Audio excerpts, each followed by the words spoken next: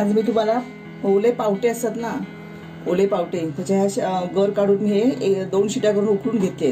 त्याची मिक्स भाजी दाखवणार आहे। त्यात हे ओले पावटे घेते, हे अर्धा किलो जे सोलून घेते त्याची गर। नंतर इथे 2 बटाटे छोटे छोटे घेते, शेवग्याच्या 2 शेंगा घेते त्याचे तुकडे करून, आणि एक वांग। हे बघा, हे वांग, कारण पावटे म्हटले की त्यात वांग असले तर चांगली चव येते, वेगळी चव, म्हणून त्याच्यासाठी मी हे एक वांग, मोठं वांग आहे ना, त्यातलं एक वांग चिरून घेतलंय। आणि पाण्यात भिजत ठेवायचं, पाण्यात भिजत ना, तर राप येतो ना, हे बघा त्याचं पाणी कसं बदललंय ते बघा, आणि म्हणून पाण्यात टाकून ठेवायचं।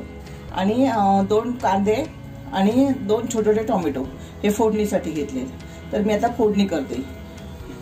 गॅसवर मी कढई तापत ठेवली आहे, त्या कढईमध्ये फोडणीसाठी तेल घालते। 2 मोठे चमचे मी तेल घातले। आता चांगलं हे तेल तापू दे।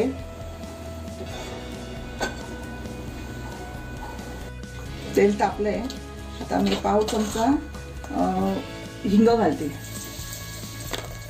आणखी कढीपत्त्याची 4-5 पानं,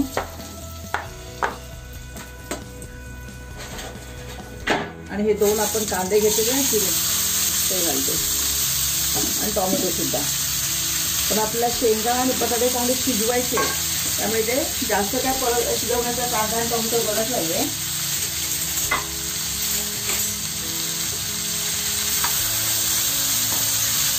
जरा परतून घेऊया आपण, आणि नंतर याच्यात मसाले टाकूया।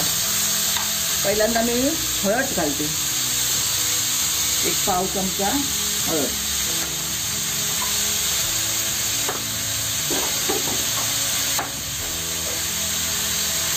हळद आपण चांगली परतून घेऊया।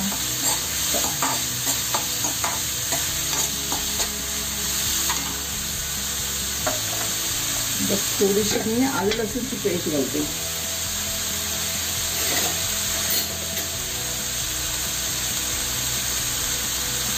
अर्धा चमचा आलं लसूण पेस्ट, आलं लसूण पेस्ट घातली आहे, ती चांगली टोमॅटो आणि कांद्याला लागू दे।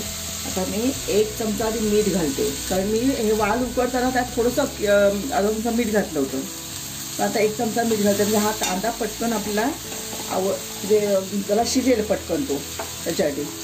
आता मी याच्यावरती झाकण ठेवून 2 मिनिटं त्या कांद्याला वाफ देते। गॅस कमी करून ठेवलाय, हे बघा कांदा आपला चांगला आळलेला आहे। आता मी ह्याच्यामध्ये गरम मसाला घालते। गरम मसाला म्हणजे आमचा ही मिरची पावडर 1 चमचा, आणि आमचा मालवणी मसाला जो आम्ही रोज जेवणाला वापरतो, मी सगळं याच्यामध्ये गरम मसाला घातला असतो तो चवीप्रमाणे, कारण भाजी जास्त आहे, वांग बटाटा पावटे वगैरे म्हणून जास्त घातले। आता हे चांगलं आपण कांद्यावर परतून घेऊया, आणि त्यामध्ये मी ह्या शेंगा पहिल्यांदा घालणार आहे। शेंगाला एक उकळायला की नंतर बटाटे घालणार आहे। तर शेंगा घातल्यानंतर ह्या परतून घेऊया ह्या कांद्याबरोबर, आणि त्याला पाणी घालून चांगलं शिजायला ठेवूया। शेंगा बुडतील एवढं मी पाणी घालते। गेला आता चांगला उकळ आलाय, हे बघा। आता मी याच्यामध्ये बटाटे घालते, कारण आपण एक एक करून घालायचे, त्यामुळे काय काय शेंगा शिजायला जरा कठीण असतात, त्याच्यानंतर बटाटी, म्हणून मी बटाटे घातली। आता बटाट्याला थोडीशी मऊ झाली की नंतर मी वांग आणि पावटे घालणार आहे।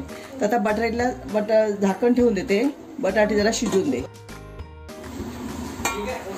बटाटा आणि टोमॅटो, बटाटा आणि शेंगा शिजले आहेत। आता मी हे पावटे घालते, हे शिजलेले 2 शिट्या केलेल्या होत्या पावट्याला, ते घातले, आणि हे वांग आहे, हे वांग ह्याला आपण चांगलं शिजून घेऊया। नंतर मी थोडंसं सुको खोबऱ्याचा, जसं सुको खोबरं बारीक केलेलं आहे ते घालणार आहे। आता हे चांगलं आपण शिजून घेऊया। हे बघा शेंगा चांगल्या झालेल्या आहेत, बघा शेंगा जास्त शिजल्या तरी चव जाते।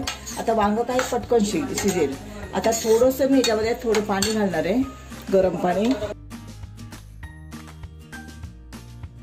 आता गॅस मोठा ठेवून चांगला याला उकड काढणार आहे।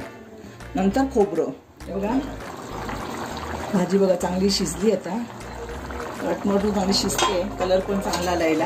आता मी याला मीठ बघते लागलंय का पहिल्यांदा, थोडं मीठ घालायला हवंय. आणि त्याच्यामध्ये मी खोबरं घालणार आहे, सुकं खोबरं म्हणजे बारीक करून ठेवलेलं आहे सुकं खोबरं ते घालणार आहे, म्हणजे याची थोडीशी ग्रेव्ही तयार होईल. आता मीठ घालतो. नंतर 2 चमचे तर त्याला चांगला आंबटपणा येण्यासाठी हा चिंचेचा कोळ काढलाय.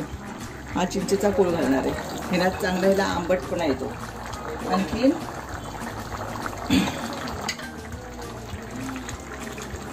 थोडंसं गूळ चवीपुरतं. हे चांगलं ढवळून घेऊया आपण. चांगलं याला काही घातलेलं नाही अजून आहे बघा खोबरं, तरी पण ह्याला ग्रेव्ही आली आहे चांगलं. म्हणजे वांगं पण शिजलंय बघा, दिसतंय ना वांगं. आणि पावटे ऑलरेडी आधी शिजले होते, बटाटी पण शिजली आहे. आता थोडंसं सुकं खोबरं घालते आणि मग कोथिंबीर घालून आपलं ही भाजी पूर्ण तयार झाली आहे. खोबरं मी चांगलं भाजून अशी याची मिक्सर लावून पूड करून ठेवली आहे. आता मी ही 3 चमचे घालणार आहे, थोडीशी ग्रेव्ही भाकरीवर व्हायला पाहिजे म्हणून. आता काही चांगलं जास्त शिजवण्याची गरज नाही आहे, कारण चांगलं भाजून घेतलं. याचा कलर तुम्ही बघितलात मगाशी. आता बघा घट्टपणाला आलेला आहे. आता थोडीशी कोथिंबीर